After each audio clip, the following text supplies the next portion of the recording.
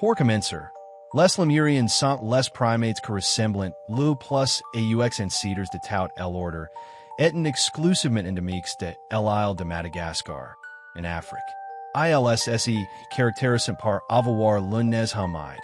Oui, comme les chiens et les chats. En plus de présenter d'incisives traces rapprochées et de canines, à l'exception de l'II, KJE de crierai plus loin.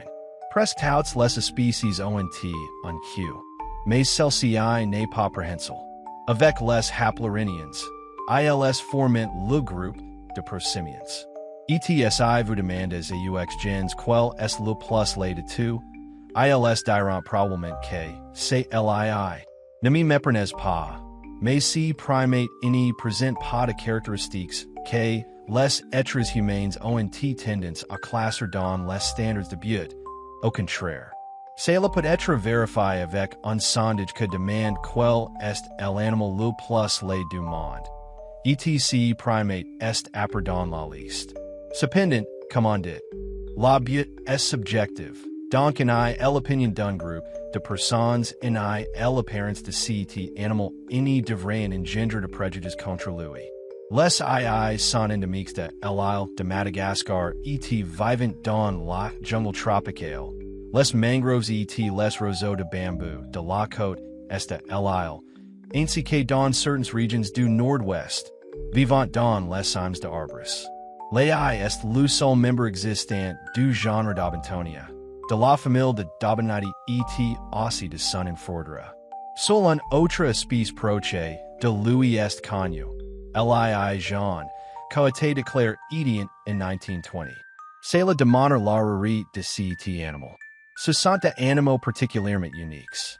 Ils ont un pelage long de couleur brunâtre en noir, avec un visage rond. Leurs yeux sont grands et leur visage donne l'impression de ne pas avoir de poils, bien que en réalité, Illinois soit d'une couleur blanche moins dense. Leurs oreilles, grandes et rondes, sont dépourvues de poils.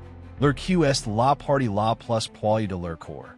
Ces couleurs donnent une apparence semblable à celle d'un écureuil. En fait, au début de leur découverte, on a cru classer cet animal comme un écureuil étrange. Si ce n'était pas pour leurs membres, on n'aurait peut-être pas hésité à les inclure dans les rangers. Cependant, leurs pattes et leurs mains possédent un pouce opposable, comme d'autres primates. Cela s'élève de doutes sur le fait qu'elle pourrait seguir dans Lemurien, ce que finalement a été confirmé. ILS ont 5 doigts à chaque extrémité, avec de onles plates sur les pattes postérieures et de griffes pointues sur les antérieures. Cependant, la caractéristique la plus étrange qu'ILS possède, et celle que donne lieu à de nombreuses superstitions, est un doigt très particulier. Sur les domaines, le doigt du milieu est extrêmement long et fin, pratiquement dépourvu de musculature, mais c'est son outil le plus utile pour survivre. De plus, ILS possèdent de longues incisives que passent out au long de leur vie, ce qui fait qu'ILS sont considérés comme un de traits à la fois de primates et de rongeurs. Leur taille varie très peu, atteignant 40 cm de la tête à la queue et pesant entre 2 et 3 kg. Pour vous donner une idée, ILS ont de dimensions similaires à celles d'un chat adulte. Le doigt du milieu est leur principal outil pour se nourrir, grâce à une méthode appelée foraging par percussion. Avec ce doigt, Illinois frappe doucement l'écorce d'arbres pour trouver de larges cohabitats. Cela est rendu possible grâce aux galeries formées par les larges et à l'écho que se produit à l'intérieur, écho cap par leurs grandes oreilles. Une fois que ce proie est localisé, l'II fait une incision avec ses dents, assez grande pour y insérer son long et fin doigt, en sorte l'ouvre et le manger. Ensuite, Illinois répète le processus dans une autre région de l'arbre. Se nourrir lui prend entre 5% et 41% de son temps. Le foraging par percussion est essentiel pour satisfaire sa faim, ce qui peut impliquer la consommation de plusieurs dizaines de larves par jour. Cette activité est rare chez les mammifères. À part les haies, seul l'opossum est connu pour le pratiquer. Cependant, chez les oiseaux, c'est très courant et en fait, ils ont leur propre famille, les Picidae, ou comme nous les connaissons communément, les pics. Cela fait de l'aies le seul primate découvert qui localise ses proies par écholocation, parcourant jusqu'à 4 km par jour pour ce faire. Ce sont des animaux nocturnes et entièrement arboricoles, passant la majeure partie de leur vie dans les arbres et cherchant leur nourriture la nuit. Pendant la journée, ils dorment dans des nids sphériques qu'ils construisent avec des branches et des feuilles. Leurs structures sociales sont très complexes, encore plus que celles de nombreux autres primates, ce qui en dit long. Il n'y a pas si longtemps, on pensait qu'ils étaient solitaires, mais leur structure sociale est plus complexe qu'elle n'y paraît au premier abord. Ils se regroupent généralement avec des individus de leur même statut ou territoire, qui peut s'étendre jusqu'à 320 km² chez les mâles, tandis que chez les femelles, il ne fait que 81 km. Ces dernières interagissent moins entre elles, ce qui représente un problème grave. Les mâles ont des difficultés à les localiser et à se reproduire. Pour contrer cela, ils marquent les arbres avec une odeur unique produite dans leurs joues, qui sert à attirer les femelles. Lorsqu'une femelle est en chaleur, elle émet un cri pour que le mâle la recherche, bien que cela puisse attirer d'autres mâles et entraîner des affrontements entre eux. En général, les éailles vivent en harem, mais en raison de l'étendue de leur territoire et de leur chevauchement, les femelles peuvent s'accoupler avec d'autres mâles. Ce type de structure sociale est appelé lutte de polygynie. Il a été étudié s'ils ont une saisonnalité reproductive, mais les résultats montrent que non, ce qui signifie que l'espèce se reproduit tout au long de l'année. Après l'accouplement, la gestation dure 164 jours et une seule progéniture naît. La mère la garde pendant quelques années. La maturité sexuelle est atteinte à 3 ans et demi chez les femelles et à 2 ans et demi chez les mâles.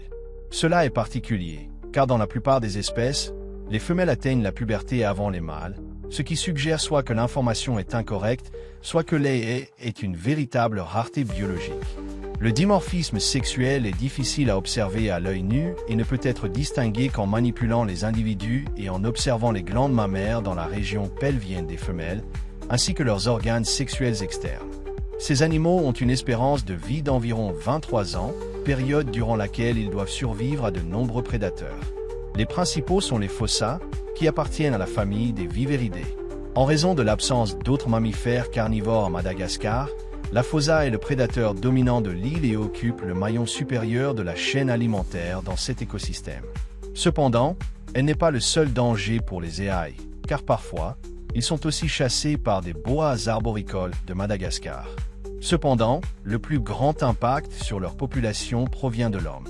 Cette espèce est classée en danger d'extinction, avec une population estimée à seulement 2500 individus dans la nature.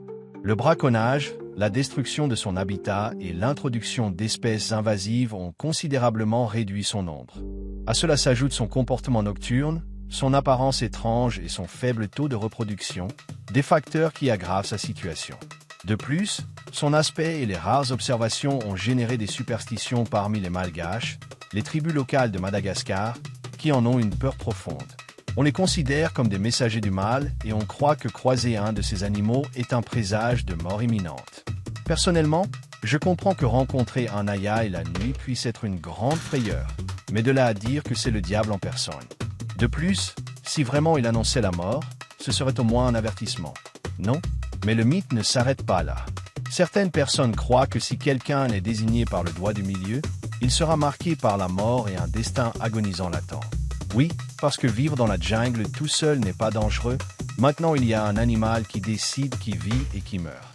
Il est aussi dit que si un ayaï entre dans un village, c'est un signe qu'un villageois va mourir. Ou la meilleure de toutes, qu'il se faufile dans les maisons pour tuer les occupants en leur perforant l'aorte avec son doigt du milieu. Ce qui, s'ils ne peuvent même pas faire une incision dans le bois avec leurs doigts, est bien moins probable pour perforer la cage thoracique sans que tu t'en aperçoives. Pour éviter ce cruel destin, on croit qu'il faut mettre fin à la vie de cet animal. Comme si c'était la Sainte Inquisition, qui, dans l'une de ses brillantes idées, a commencé à massacrer des chats, en particulier les noirs. Dans certaines communautés, ce primate est tué dans l'espoir de mettre fin à la malédiction. Et oui, tu pourrais te demander comment ils peuvent faire cela si ce n'est qu'une coïncidence ce qui se passe. C'est une absurdité, et je suis d'accord. Le problème, c'est qu'il est très difficile de changer les coutumes, croyances et modes de pensée des gens. Si dans mon pays, qui pourrait être considéré comme avancé, il y a encore des gens qui croient qu'un porc-épic qui entre dans une église en plaine, mais c'est un démon. Oui, ça s'est passé. Le prêtre a même commencé à lui jeter de l'eau bénite. C'est pourquoi, bien qu'il soit difficile à mettre en œuvre, une solution possible est de commencer à éduquer les populations sur cet animal et tout ce qui l'entoure. Il s'agit d'un animal qui, en raison de sa rareté et de son apparence singulière, a généré de la terreur, alimentée par le folklore des tribus qui vivent à proximité. Cependant, sa population bénéficie d'une reproduction en captivité.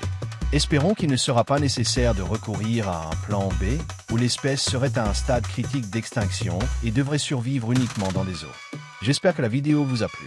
Si c'est le cas, laissez un j'aime et partagez-la pour que davantage de personnes découvrent cette chaîne. Je vous laisse mes réseaux sociaux pour que nous restions en contact, et c'est également par ce biais que je ferai les annonces pertinentes concernant la chaîne. Si vous êtes nouveau, je vous invite à vous abonner. Merci beaucoup d'avoir regardé cette vidéo. À très bientôt. À plus.